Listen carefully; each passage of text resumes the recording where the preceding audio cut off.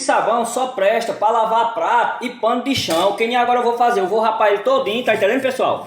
Que é para eu poder colocar aqui dentro dessa bacinha aqui, ó, que é onde a gente lava prato. Aí a gente vai e coloca um pouquinho d'água dentro, tá entendendo, galera? Ó, esse aqui, pessoal, lembrando a você que esse sabão aqui é aquele que ficou todo quebrado, tá entendendo? Que foi com aquela garrafa de seco que a gente fez que ficou ruim, tá entendendo, pessoal? Mas aqui, ó, dá pra usar assim, dá pra usar em tanquinho, né? Jogar dentro do tanquinho ou botar aqui que eu vou fazer aqui agora pra lavar os pratos, tá entendendo, pessoal? Ó, se eu bater aqui, pessoal, ele vai tricar todinho, tá entendendo? Ele quebra todinho. Aí tem que fazer assim com ele assim, ó. Pronto, só isso aqui, pessoal, isso aqui é o suficiente, ó. Vou mostrar pra vocês, ó. Só isso aqui é o suficiente pra gente lavar um bocado de prato aqui em casa, lavar um bocado de louça. Aí o que é que eu faço, pessoal, ó? Eu jogo um pouquinho de água dentro. Tá aqui, pronto. Olha como é que ficou. E aqui,